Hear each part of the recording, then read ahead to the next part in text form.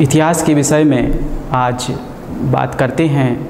BA third year का first paper और इसमें है फर्स्ट यूनिट, जिसके अंतर्गत 18वीं शताब्दी के मध्य में जो राजनीतिक प्रवृत्तियाँ थी उसके विषय में आपको अवगत कराएंगे। 18वीं शताब्दी में भारत की राजनीतिक दशा मुग़ल साम्राज्य के पतन के साथ साथ अनेक स्वतंत्र भारतीय राज्यों की स्थापना हुई। ईस्ट इंडिया कंपनी ने भी आकर भारतीय राजनीति में आकर हस्तक्षेप करना शुरू कर दिया था। 18वीं शताब्दी में मुग़ल दरबार को दलीय राजनीति में बढ़ता मिला। भारत में यूरोपियन के आगमन के फलस्वरूप उपनिवेशवाद की स्थापना हुई। उपनिवेशवाद से तात्पर्य यह होता है कि एक देश जो होता है अपने व्यापार की स्थिति में अन्य राज्यों में छोटे छोटे राज्यों को विकसित करता है और वहाँ पर अपनी व्यापार की स्थिति को आगे बढ़ाता है और ऐसे करके वो अन्य देशों में छोटे छोटे उपनिवेश करता था। दरबारी गुटबंदी, विदेशी हमले, स्वतंत्र राज्यों की स्थापना के चलते और मुग़ल साम्राज्य नहीं टिक सका। शीघ्र ही उसकी शक्ति क्षीण हो गई।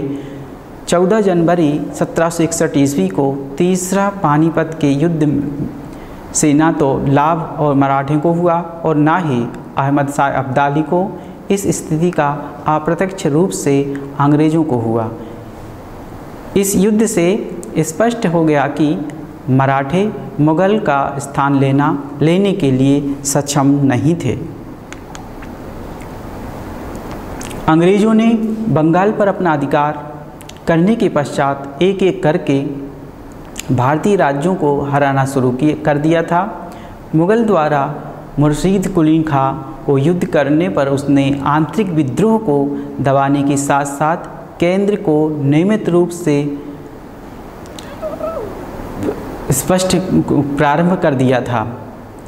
उसने समय के साथ साथ स्वयं को नवाब घोषित किया था, किंतु 1740 ईस्वी के बाद वहाँ के नवाब रक्षा करने में असफल रहे और ईस्ट इंडिया कंपनी ने अपनी व्यापारिक हितों की रक्षा करने के लिए बंगाल पर अपना अधिकार करने का फैसला किया। परिणाम स्वरूप 1757 ईस्वी में प्लासी युद्ध में सिराजुद्दौला की 1760 ईस्वी में मीर कासिम द्वारा अंग्रेज़ों के प्रभाव से मुक्त करने के परिणाम स्वरूप पुनः यही स्थिति हुई और अंत 1764 ईस्वी में के बक्सर युद्ध में उन्हें असफलता का सामना करना पड़ा। इससे क्लाइव के नेतृत्व में अंग्रेज़ों को सफलता मिली। अवध की स्थापना सुवाद खां बुरहान ने की थी और वह बाहरी तौर से मुग़ल अधीनता की स्वीकार करता था, किंतु वास्तविक रूप से स्वतंत्र था। अवध के द्वारा नवाब बक्सर के युद्ध में मीर कासिम और मुग़ल सम्राट शाह आलम द्वितीय के साथ भाग लिया था, किंतु अंग्रेज़ों का सामना न करने की स्थिति में उसे अंग्रेज़ों से इलाहाबाद की संधि करनी पड़ी। इस संधि के द्वारा अवध ने अंग्रेजी अपनेता स्वीकार कर ली। इलाहाबाद और कड़ा के देश में उन्हें सौंप दिए।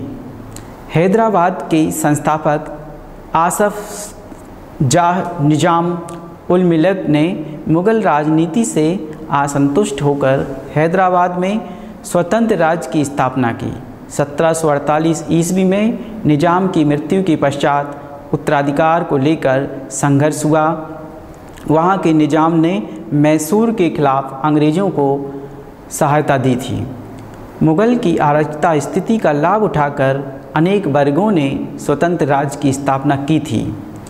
इनमें सर्वप्रथम भक्ति मराठों की थी, जिन्होंने प्रारंभ में अपनी भक्ति शक्ति का इतना अधिक विस्तार किया कि उस समय के लिए ऐसा लगने लगा था कि वे शीघ्र ही मुगलों का स्थान ले लेंगे। यहाँ बात करते हैं पानीपत के तृतीय युद्ध। पानीपत के तृतीय युद्ध में हुई उनकी हार के पश्चात केवल प्रांतीय स्तर तक ही सीमित रह गए। 1761 ईस्वी में पेशवा माधवराव ने मराठा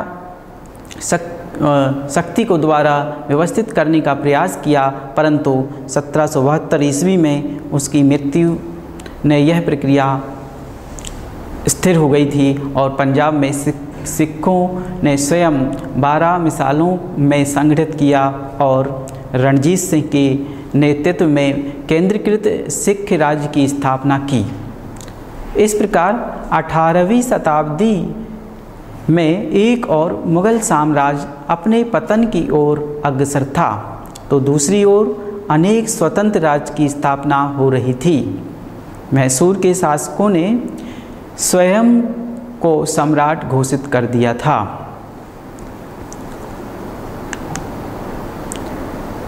इस समय अनेक उत्तराधिकारी स्वतंत्र राज्यों की स्थापना तो हुई, परंतु इनमें परस्पर सहयोग की भावना नहीं थी।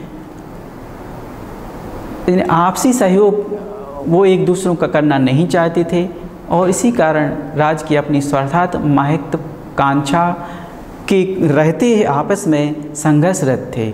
इसी का परिणाम था कि पानीपत के तृतीय युद्ध में इसी ने मराठों को सहायता नहीं दी। अंग्रेजों ने प्लासी युद्ध के तत्पश्चात बक्सर युद्ध के पश्चात स्वयं को राजनीतिक शक्ति घोषित कर दिया था। क्लाइव ने द्वैध शासन व्यवस्था अपनाई। अपनी द्वारा इलाहाबाद संधि से दीवानी अधिकार भी प्राप्त कर लिए थे। वारन हेस्टिंग्स ने 1772 ईस्वी में द्वैध शासन व्यवस्था को समाप्त कर दिया और अपना अधिकार घोषित किया। लॉर्ड वेलेस्ली के शासनकाल में तो ब्रिटिश उपनिवेशों का विस्तार किया था। 1773 ईस्वी में रेगुलेटिंग एक्ट पारित कर गवर्नर जनरल नामक नए पद का सृजन किया गया तथा कलकत्ता में सुप्रीम कोर्ट की स्थापना की। वारेन हेस्टिंग्स ने न्याय व्यवस्था की ओर ध्यान नहीं दिया।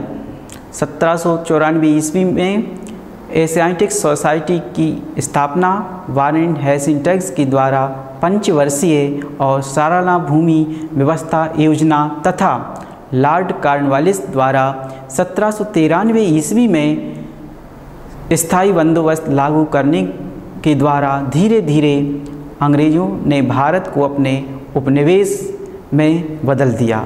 इस तरह इस शताब्दी में भारतीय राजनीतिक में अनेक परिवर्तन देखे गए। इसके बाद आपको नेक्स्ट क्लास में आपको लेंगे, उसमें आपको और इसी विषय में चर्चा करेंगे। Thank you.